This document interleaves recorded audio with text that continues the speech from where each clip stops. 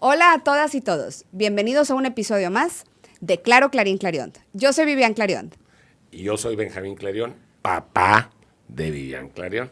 Los dos somos orgullosamente regios, empresarios y apasionados por la política. En este podcast vamos a platicar sobre los cambios que ha habido en el transcurso del tiempo en nuestro querido estado de Nuevo León y también lo que nos conviene seguir promoviendo para que sigamos siendo el mejor estado de la República.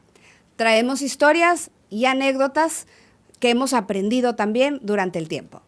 Pero ese tiempo, aunque parezca no tanto, yo estoy más fregadito que mi hija, por los años. Lo importante es que estamos viendo hacia el futuro, así que acompáñanos. Hoy me siento muy en familia porque me acompañan dos hermanos Clarion Reyes Retana. Está aquí con nosotros mi tío Eugenio Clarion Reyes Retana, gran empresario, ambientalista y la verdad, un tío fregón. Muchas gracias por acompañarnos, tío. Es un gusto tenerte aquí con nosotros. Gracias por la invitación. Es un placer para mí estar con ustedes el día de hoy. La verdad es que yo me moría de ganas de poderte entrevistar, tío, porque a donde voy me platican historias y anécdotas tuyos y algunas que digo, no puede ser, como que una vez te enfrentaste con uno de los presidentes de México y ahorita lo platicamos. Y sobre todo, pues, preguntarte que nos platiques tú, pues, historias de tu vida. Bueno, y aparte, Eugenio, como hermano mayor de la familia, que trabajamos juntos con mi querido padre, que también se llamaba Eugenio Clarion Garza, pero Eugenio tuvo la habilidad de poder conjuntar a la familia, tanto la nuestra como la de mis primos, los canales Clarion, y pudimos hacer de nuestra empresa una empresa exitosa a nivel, pues, yo diría que mundial. Entonces, a mí me gustaría que nos platicaras, Eugenio, primero sobre lo que tú quieras, pero ¿cómo lo hiciste? ¿Qué tenías en mente cuando estábamos manejando IMSA entre nuestro hermano Santiago, nuestro hermano José, tú y los primos canales Clarion y yo? Pues muy bien, yo empecé por delante de ustedes por ser el mayor. Desde que entré al tecnológico a estudiar mi licenciatura, yo trabajaba en las tardes y iba al colegio en las mañanas. Y eso me dio la oportunidad de avanzar en la organización. Y mi padre me pidió que lo apoyara en el negocio más importante que era de la familia, que era IMSA, la producción de productos de acero. Y desde entonces yo estuve colaborando con mi papá y además tenía como jefe al señor Mauro Amarante, que era el director del negocio de lámina, y ahí iniciamos. Cuando estaba en el último semestre del tecnológico fue cuando iniciamos el negocio que se llama Pintro, que era la producción de lámina de acero o de aluminio con pintura, y esto me dio una oportunidad especial de desarrollarme, y yo creo que por eso, y porque soy más grande, me tocó a mí manejar el negocio más importante, a ti manejar el negocio de la ropa, que no funcionó ya después de la apertura, y a Santiago el negocio de muebles. De hecho, al final de mi carrera, estudiamos en un curso de negocios y platicaba una historia de un negocio y platiqué el desarrollo de Pintro y qué estábamos haciendo. Y el profesor fue a pedirme chamba, que querías venirse a trabajar conmigo. Imagínate. Obviamente yo no le dije que no hasta que no puso el 10 en la pantalla. Claro, obvio. Y entonces no sucedió eso. La otra razón por la cual me hice cargo de ese negocio fue porque unos pocos años después todavía muy joven, de cerca de 40 años, se murió en la Isla del Padre don Mauro Marante, que era mi jefe. Se desmayó porque estaba a dieta y estaba en la playa de la Isla del Padre, y ahí se ahogó. Ay. Y Se desvaneció. se desvaneció, cayó y se asfixió. No me sabía esa historia. Fue una gran tristeza porque él era mi jefe y era muy buen tipo, un hombre especial para vender, para relacionarse con la gente.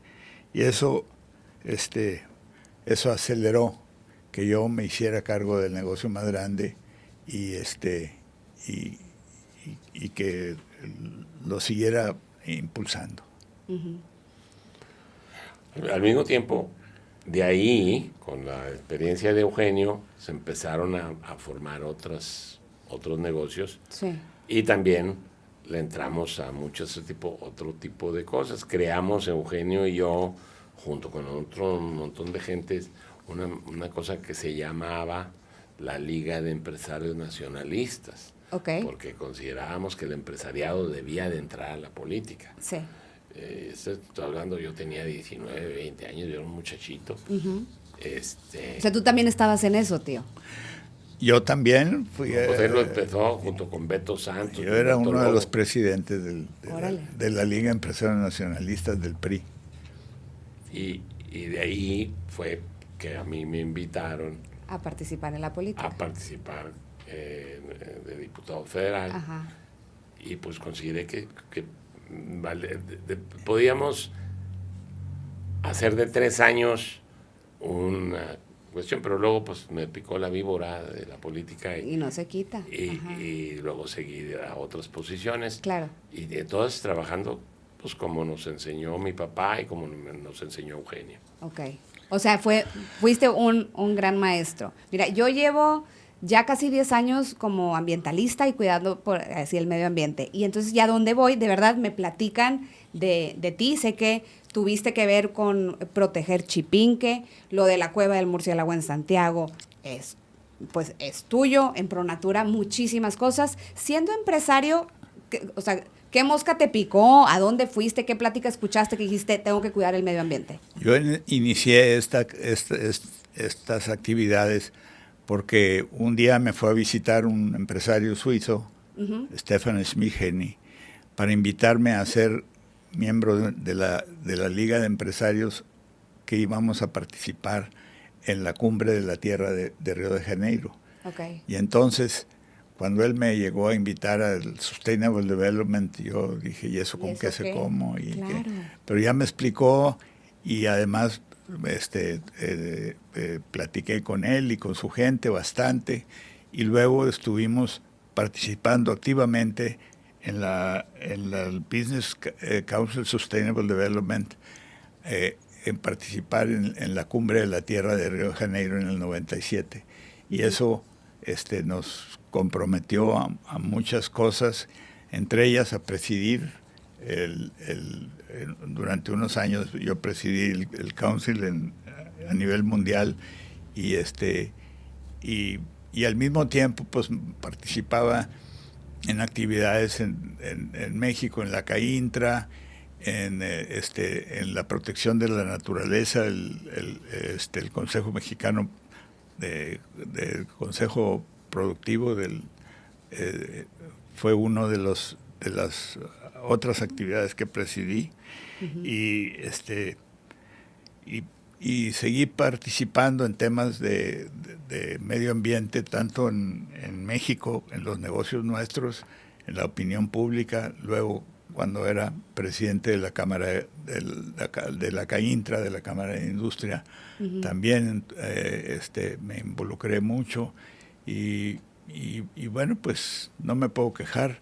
Creo que he tenido una participación activa e importante. Desafortunadamente, pues bueno, no todas las cosas se pueden arreglar, porque pues la gente cuida sus centavos a veces más que cuidar el medio ambiente, y eso ciertamente daña. Claro, pero fuiste contracorriente, o sea, ahorita ya está más o menos de moda y Y yo no sé por qué mi papá no me platicaba, porque de verdad, a cualquier cosa es, ay, no, si tu tío Eugenio nos ayudó con esto y esto otro, me regalaste un hotel para murciélagos, para poder ayudar a proteger los murciélagos, porque son buenísimos para comer zancudos, pero yo creo que soy mala huésped, porque nunca he tenido ningún murciélago ahí, pero padrísimo que buscas proteger el medio ambiente y sobre todo las cosas que son muy de Nuevo León. Es más, Eugenio se patrocinó un libro sobre los murciélagos. Sí, lo tengo. Ah, bueno, yo te regalé una copia hace muchos años. Y era muy interesante. Y luego, como bien dices, la cueva de los murciélagos, no sé qué tantos de los que nos estén viendo la conocen. Está atrás de la presa de la Boca, en la carretera que va de Allende a Cadereyta. Sí. A Tongo y Cadereyta, por allá. Que luego había gente que se quería ir a vivir ahí y ahí fue donde entraron a decir, no, espérate, este es el lugar de los murciélagos.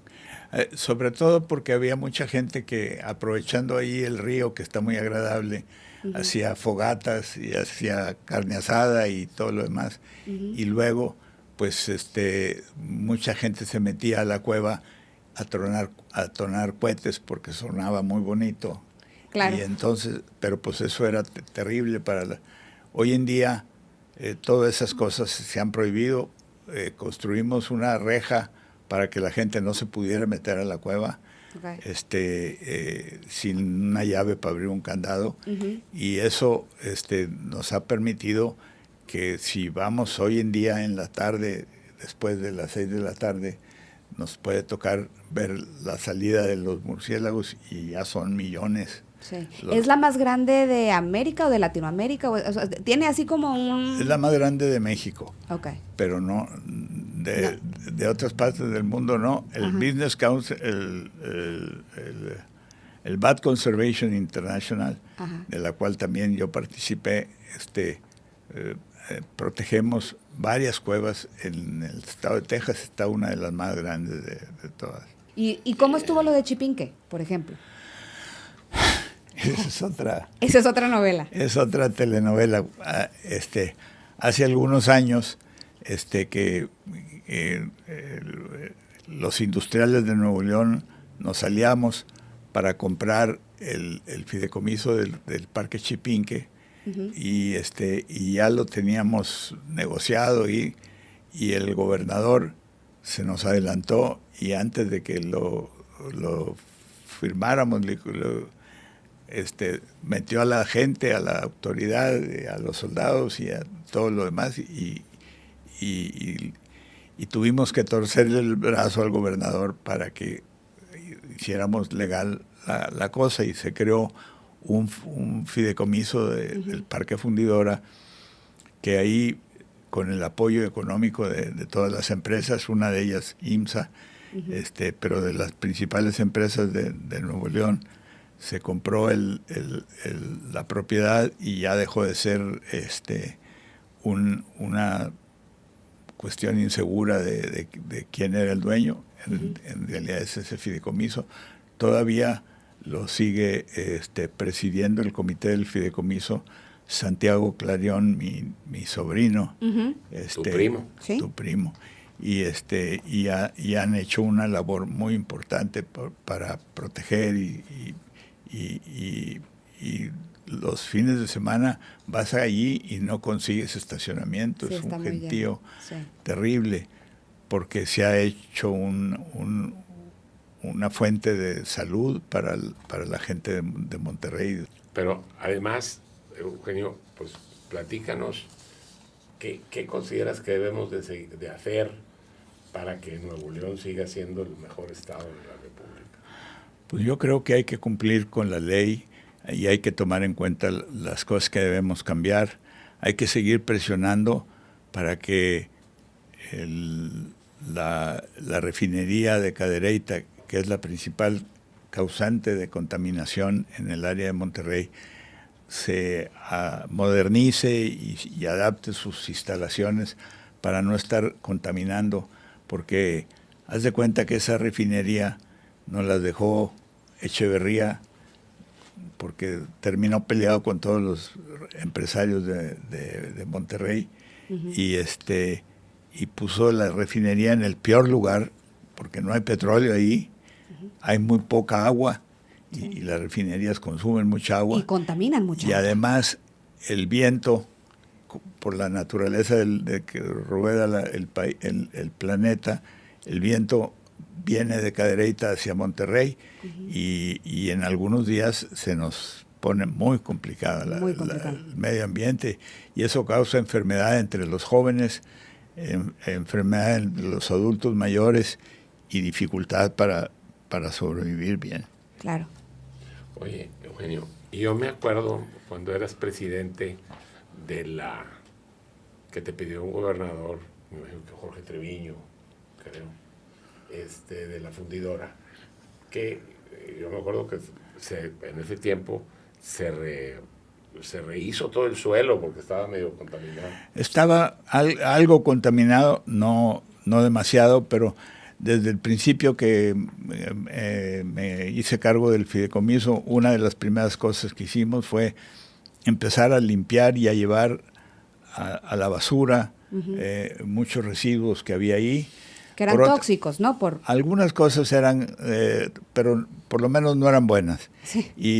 Y por otra parte, convencimos a los industriales de Nuevo León a crear el parque, el Sintermex, que se ha convertido hoy en un centro de actividades y todo lo demás. Y en su primera etapa nos ayudaron limpiando mucho el suelo y limpiando mucho la basura.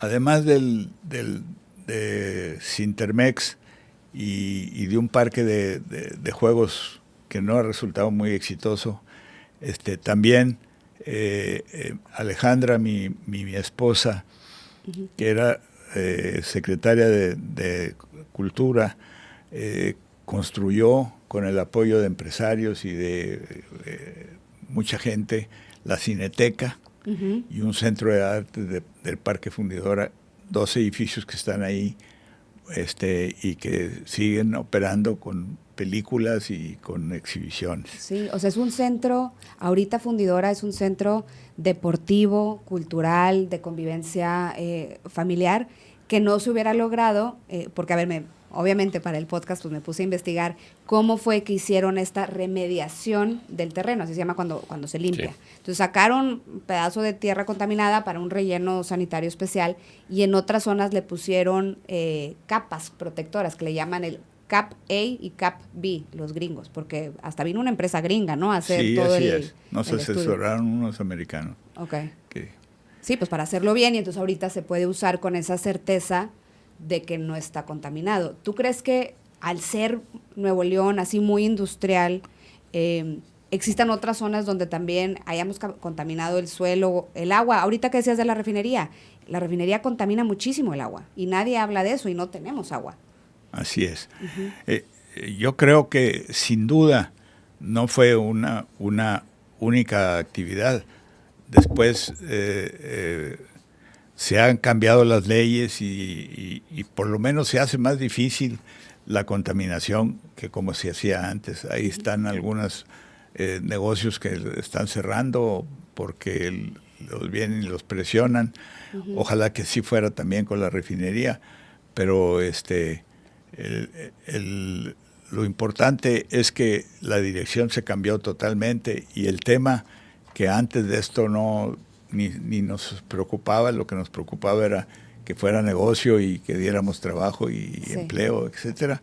La gente no le preocupaba arruinar el suelo o por lo menos no estaba enterado. No sabían, a lo mejor no sabían el daño que podía causar tirarlo eso ahí, ¿no? No era solamente por maldad, era simplemente por ignorancia y falta de conocimiento.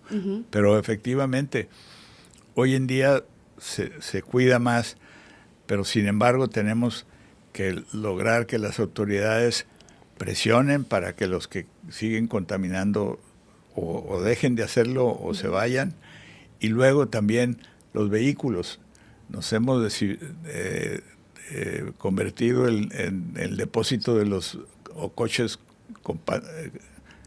contaminantes que vienen usados de los Estados Unidos. Porque le llamaban el carros chocolate. Los carros chocolate, que siguen llegando y siguen llegando sin pagar impuestos y todo lo demás, y que realmente son vehículos que ya están para hacerse chatarra y fundirse. Sí. Y siguen circulando, y luego con gasolina de mala calidad, pues evidentemente no ayuda al aire que respiramos. También quiero mencionarles, como parte de la adquisición por parte de IMSA, fue la compra de aceros planos. Sí. Aceros planos era una planta que habían construido al final, ya en la época de Carlos Prieto Yaqué, y que se había convertido en un proveedor importante de lámina de acero negra para IMSA, y resulta que, pues bueno, al declarar el gobierno en quiebra a la fundidora,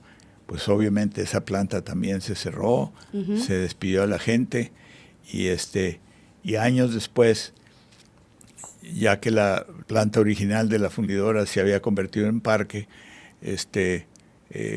insistimos en que se nos vendiera la planta de aceros planos. Lo máximo que llegó a producir aceros planos en su mejor época fueron 800,000 toneladas de lámina, y para cuando terminamos nosotros de arreglarla y de modernizarla, llegamos a producir 3 millones de toneladas. Órale. O sea que más que 3 veces se logró, y además la calidad y todo lo demás, porque en el Inter, por problemas internos, Altos Hornos de México, que era el otro proveedor importante de acero laminado, se le había caído la producción, tenía muchos conflictos en su privatización, las gentes que lo compraron fueron medio bandidos, o bandidos y medio, y finalmente, gracias al aumento de la producción de aceros planos, no hubo que importar tanto. En el momento en que de pronto ya los negocios estaban maduros y todo lo demás, me surgió una cosa muy curiosa. Un señor que se llamaba Cantulial me habló por teléfono que quería verme, y le dije, ¿dónde? Y me citó en un hotel en el centro de Monterrey. En El Paso Hotel. En El Paso, pues no sé cuál, pero en un hotel, porque me dijo que quería venderme la LTH, que era la principal fábrica de acumuladores en el país. Ajá. Porque había tenido problemas con sus hijos, no se entendía bien, y por otra parte había tenido un problema con sindicatos, y había habido hasta un accidente en una planta, o un crimen en una planta en Tlaxcala. Y finalmente fui a verlo y le dije, ¿y por qué me lo quiere vender a mí o a nosotros? Y dijo, pues porque yo veo que vas a misa todos los domingos y además comulgas. Así es que dijo, a ese señor es el que quiero vendérselo. Mira. Y bueno, para nosotros fue un gran negocio, porque pudimos modernizar. La empresa producía menos de 1 millón de acumuladores al año, y todos se vendían en México, y todos eran de bastante baja calidad, se echaban a perder cada diciembre, con el frío. Con el frío, sí. Se echaban a perder, y tuvimos que modernizarnos, ampliar las plantas. Compramos una planta muy importante en Brasil, otra en Argentina, otra en Venezuela, de la cual no me da gusto, y por otra parte empezamos a exportar. En un momento dado estábamos vendiendo hacia el mercado de los Estados Unidos más de la mitad de la producción de baterías, y fue cuando vinieron a vernos unos señores de una empresa que se llama Johnson Controls. Y Johnson Controls era el principal fabricante de baterías en los Estados Unidos, y me vinieron a hacer una oferta súper generosa, y les vendimos el 49% de la compañía, y ellos se quedaron en el Consejo de Acumuladores Mexicanos, y desarrollamos varias operaciones fuera del país. Con todo eso, IMSA se vio muy consolidado. Años después, cuando estábamos en la etapa de hacer los planos y de mucha producción, volvieron a venir y nos hicieron una oferta por el 51% que era de IMSA, súper generosa, de tal manera que gracias a eso pude dejar a la empresa sin deudas, y al quitarse las deudas se hizo más fácil la separación y la venta de distintas actividades. A mí me tocó quedarme con la fábrica de perfiles Cuprum, que fue una adquisición que habíamos hecho años antes, donde fabricábamos perfiles, escaleras y ventanas de aluminio. Hasta la fecha se sigue siendo una empresa de la familia. Y por otra parte también el negocio de lámina de plástico con fibra de vidrio, una empresa que se llama Stabilit, que habíamos comprado a unos señores austriacos, y Schiller, y que también en el momento en que se abrió la economía y pudimos comprar fibra de vidrio americana y resinas más baratas, se hizo una gran empresa que hoy en día es líder en su materia en el mundo y es parte de la familia Canales Clarion. Ellos siguen operando Stabilit. Sí. Y bueno, pues así fue. Resulta que también una de las cosas que le gustaba mucho a mi papá era la venta de automóviles, era distribuidor de Ford, y a nosotros no nos gustaba porque además no se ajustaba al resto de los negocios, hasta que lo convencimos y vendimos la agencia y salimos a bolsa. Pero curiosamente, unos años después que se casó mi hija Alejandra y se fue a vivir a Chihuahua porque su marido de allá era, entonces pues yo andaba viendo a ver cómo me la volví a traer. Pues por eso nunca nos podemos ir, nos traen de vuelta. Sí. y resulta que un día me habló un señor, un compadre mío, Jesús Gracia, y me dijo: oye, los de Honda, los de Nissan nos amenazan quitarnos la Nissan si somos también distribuidores de Honda, así es que te la vengo a vender. Y pues le compré la Honda y ya le hablé a Alejandra para que se viniera a Monterrey. Claro. Hoy en día, afortunadamente, esto se ha convertido en una organización que se llama Clever. Ya tenemos 83 agencias de automóviles japoneses, chinos, de Kuwait y de casi de donde vienen, tanto en el estado de Chihuahua, Nuevo León, Coahuila y Tamaulipas. Y ese otro negocio que manejan mis yernos. ¿Y esta parte de los aranceles de Trump te preocupan? Digo, a todos nos preocupan, ¿verdad? Sin duda la noticia de ayer no nos satisface porque de todas maneras habla de que la importación en primer lugar, México no produce aluminio. No hay. ¿Ni Estados Unidos? Y Estados Unidos sí produce, pero no suficiente. Entonces, ya estamos haciendo contacto para ver si podemos comprar aluminio en Estados Unidos y no tener que pagar, porque eso nos afectaría. Sí. Y particularmente porque el negocio de escaleras, que se ha venido mucho a México, pues ya prácticamente no se producen escaleras en Estados Unidos. Las dos productoras más grandes de escaleras están en México. Están en México, sí. Así es. Y entonces, tanto Werner, que es el competidor que está en Baja California, como Cuprum, que está en Monterrey, en Canadá y en otras partes, pues nos afectaba o nos afectaría mucho si no pudiéramos recuperar ese impuesto, porque perderíamos la competitividad y lo único que haríamos era encarecer las escaleras para todos. Escaleras para todos. O volver a las escaleras de un 4x4 de madera con una tabla, claro, y un clavo. Sí. Oye, pues muy interesante todo. Tío, a ver, yo veo, aquí nos gusta platicar cómo era antes y cómo es ahora. O sea, yo veo historias que me platican tuyas y todo lo que hicieron empresarios muy hechos para adelante, que cuando las cosas no estaban bien, alzaban la mano. Y ahorita mi papá me estaba platicando el otro día que en una rueda de prensa algo le dijiste a un presidente. ¿Te acuerdas? ¿O cómo estuvo? Platícame. Estaba Eugenio, ahorita lo platica él, pero estaba Eugenio en una organización privada.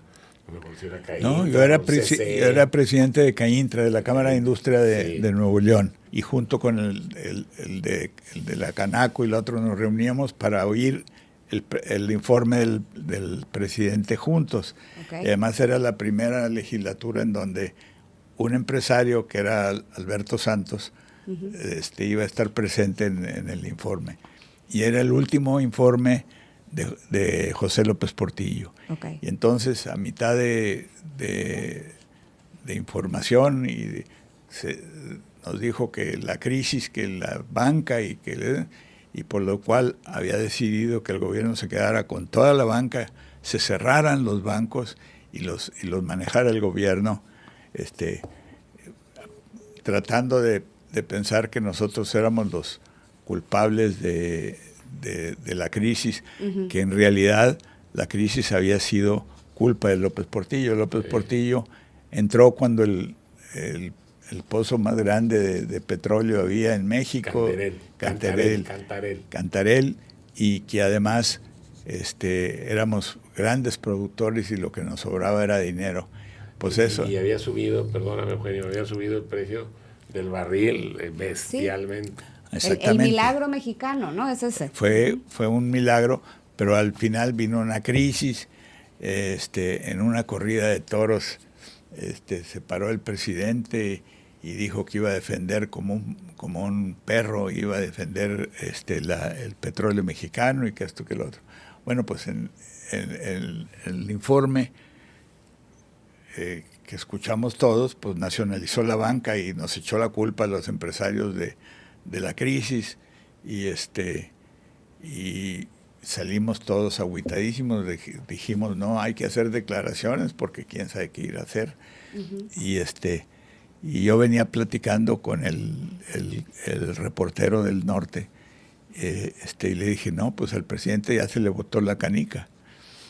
Se le botó la canica y efectivamente pues ya estaba loco completamente. Ajá. Y esas fueron las 8 columnas del norte. Afortunadamente no tenía el Reforma todavía y entonces... Entonces no lo leyó. No lo leyó, no, pero sí, sí, el presidente, no. claro que lo leyó. Claro que lo leyó. Y al día siguiente a mí me habló un subsecretario de Gobernación para decirme que debía abandonar el país. Y afortunadamente pues ya le quedaba un mes al presidente López Portillo. Dije, pues me voy, teníamos negocios en Argentina, me voy a Buenos Aires a pasar allá el tiempo mientras se apaciguan aquí. Y pero mi mujer no quería, mi suegro tampoco, y me pidieron que fuera a platicar con Martínez Domínguez, que era gobernador.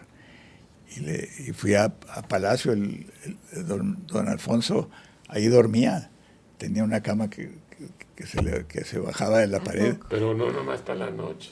Bueno, pues para otras cosas, para las siestas también. Para dormir siesta también, sí. Entonces, pues me dijeron, ve a hablar con Martínez Domínguez, por favor, y bueno, me fui al Palacio de Gobierno de noche, y ahí llegué con don Alfonso. Don Alfonso agarró el teléfono y se puso a hablar a quién sabe cuántas gentes de Gobernación y de otras partes, porque él era muy influyente a pesar de que no, él lo que quería era llegar a ser presidente, pero no se le hizo. Y me mandó a mi casa tranquilo de que ya podía dormir con tranquilidad. Tuve que tomarme unas pastillas para poder dormir. Claro. A ver, ¿y la familia qué hizo en ese momento? O sea, porque una parte, pues a ver, qué orgullo de decir, oye, esto no está bien, y alzar la voz, pero por otro lado, pues ahí vienen por todos. No, bueno, nos preocupamos, nos juntamos, vivía mi papá con Santiago, Pepe estaba muy chavo todavía, pero creo que también nos juntamos, y pues nomás no se muevan mucho. Sí, ¿no? Nos quedamos quietos, claro que no pasó nada. Porque estaba loco, si no hubiera estado loco, sí. A lo mejor sí A pasaba. lo mejor. Sí. Y si no hubiera estado loco, no hubiera nacionalizado la banca, Claro. que a México le costó una fortuna. Y gracias a eso, casi los principales bancos son extranjeros. Antes de esto, no había más que un solo banco, que era el Banco de América, que ese fue el único banco que no pudo nacionalizar porque era un banco externo. Ujú. Todos los demás eran mexicanos. Sí. Entonces, hoy en día, pues, ya está Santander, y está BBVA, y, Sí. y están muchos otros Claro. que no son mexicanos, y que obviamente es una industria que debería haber sido nacional si no hubiera sido por López Portillo. ¿Y cómo ven? O sea, a ver, dices, tus hijos están metidos en los negocios, en el caso de mi papá, pues también, pero ¿hace falta esta como fuerza empresarial o incluso de la gente para poder decir, oye, esto no está bien, esto que se hizo de forma tan opaca no debería de ser? ¿Qué nos falta? O sea, ¿por qué ustedes sí tenían muchos pantalones y nosotros no los encontramos? La verdad, lo que falta es que necesitan crear otra LEN, otra Liga de Empresarios Nacionalistas, otra liga de gente joven que se preocupe del futuro de nuestro país. Si vamos a ver qué pasa con esto de los aranceles del día de esta semana. Sí. Y vamos a ver qué contesta hoy Claudia, la señora presidenta, porque quién sabe qué va a pasar. Los negocios se van a ver problemados. La posibilidad del nearshoring, que tanto le aplaudimos, se puede detener muy despacito. Sí, ahora dicen que es un inshoring, o sea, que lo que está buscando Trump es Pero un shoring para allá. para allá, y nosotros sin shore, o sea, nos quedamos Sí, sin pero chones. además el otro problema que tienen es que la mano de obra norteamericana ha subido de precio enormemente. Hay falta de mano de obra, y querer que todas estas cosas se vayan a Estados Unidos. Los automóviles subirían de precio un 20 y tantos %, y eso yo creo que para Trump va a ser muy difícil implementarlo. Mantenerlo. Pero ciertamente el caso fue que cuando se nacionalizó la banca en México, sí se vino mucha inversión extranjera para México. Y cuando se abrió las fronteras, porque habíamos hablado de otros negocios que eran parte de la familia, la fábrica de muebles hechos de tubo, muebles tubulares, sillas plegadizas, y ropa, camisas, pantalones, calzoncillos, boxers. Todavía me sorprende que tú estuvieras encargado de eso porque, o sea, tú pareces caja fuerte porque traes una combinación complicada cuando te vistes, pero me sorprende. Eso es con la edad, Vivian. Bueno, pero dices, es que yo era el encargado de la fábrica de ropa y digo, ay, ¿quién escogía qué se ponían? Bueno, ya. Pero fue un negocio que cuando vino la apertura, cuando vino la integración con los Estados Unidos, pues ya no es viable, ya no ves aquí quien compre una camisa mexicana. Pues no, ahora todas son chinas. Todas son chinas, gringas, sí. son chinas o son gringas. Era Clover, y el eslogan de la venta de Clover era Clover, la piel del lobo. Bueno, habrá quien nos escuche que se acuerde. Ah, pues sí, claro. Sí. Pero al mismo tiempo, volviendo a lo tuyo, necesitan ustedes, los jóvenes, como tú lo estás haciendo, tus amigas, tus conocidos o más jóvenes que tú, participar, poder decir, porque ¿qué nos va a pasar?